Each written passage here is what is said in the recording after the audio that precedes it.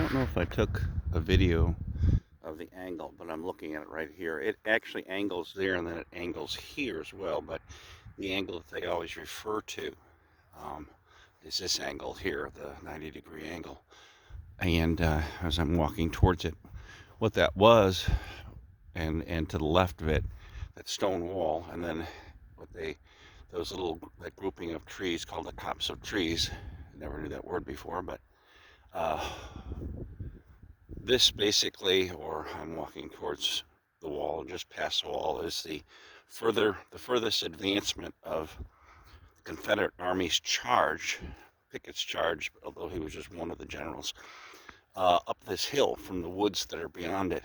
They came out, I don't know, 10, 12,000 strong, and ran basically towards the Union position here that I'm standing on. There were cannons all along this wall here, and they breached the stone wall at a couple of points, but not for very far. So it was basically a failed attempt, and Robert E. Lee was widely criticized for it because he basically thought that the sheer numbers could overcome the running across a mile of open field and running uphill and running into and towards the artillery, guns, and cannons of the Union Army at this point, and it did not work. So they did breach it basically here. I think about 20 yards from here. They came up, and then at the copse of trees is about as far as they got. They were basically annihilated as they came this way. Now the Union soldiers, Army of the Potomac, could see them coming. Once they got out of the woods, they started coming up, and at a certain point, their guns could fire and were in range, and so they were under fire.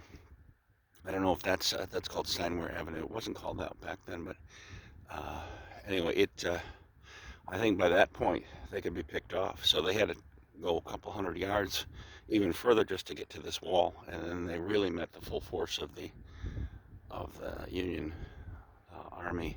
Anyway, I can see back there. If you can see, there's a looks like white on the hill, mountain, whatever they call them up here. They look like mountains to me, but sometimes you get south, and in the south, and they look like, oh, that's just hills up in Pennsylvania. But anyway, it looks like they made snow up there. If it was like a ski hill or something. But anyway, that's looking somewhat west-southwest. Then I'm going up here, and then this is basically looking north towards Gettysburg, but you can't see because of the hill.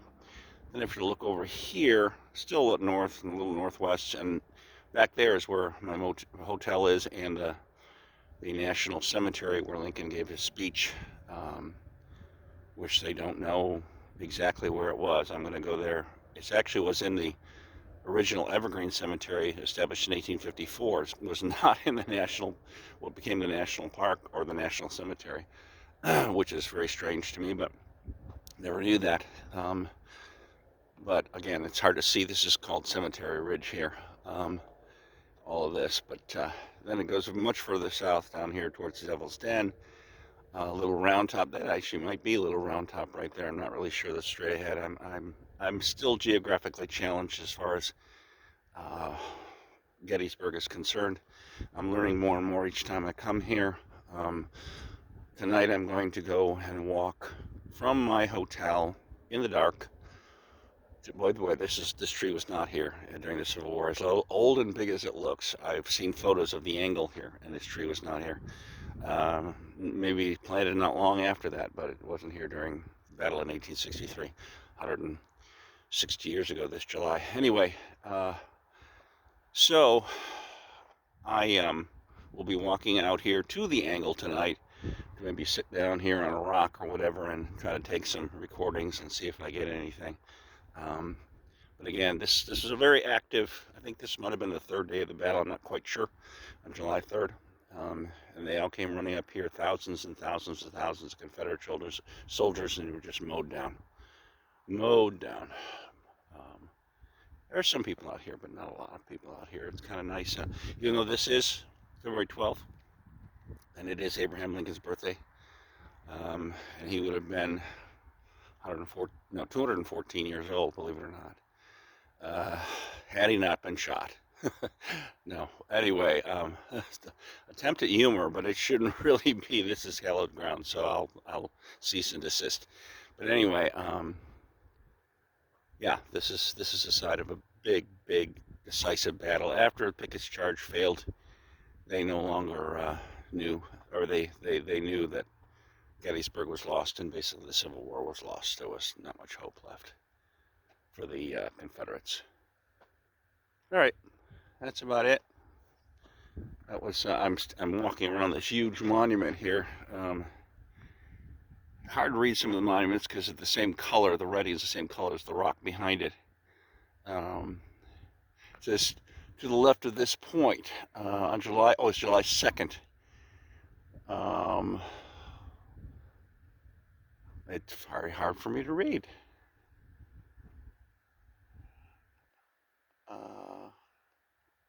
Yeah, it's just hard for me to read, believe it or not. I don't know if anybody can read it if they're looking at this video, but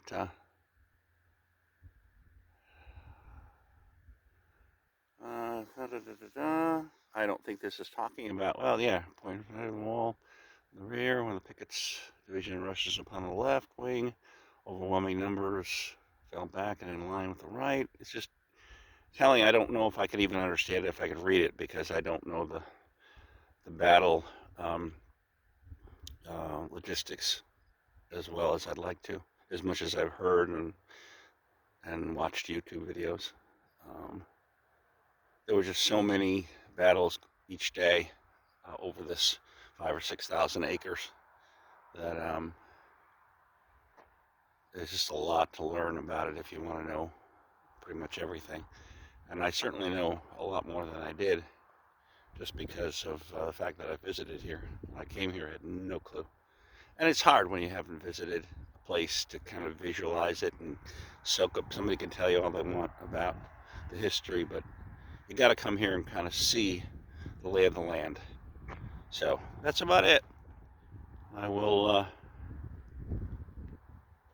we'll get back in the car. It's a little cold here in the 40s, a little bit of breeze, but not too bad. Like I say, there's not very many people out here, which I like. And at night, when it's dark, hopefully there'll be nobody, because you're not allowed to come through the park, even though they don't have gates, but you're not allowed to come through with your car. So on occasion that may be the case, but I don't think many people like me, goofballs, will be walking out here tonight trying to record possible paranormal activity.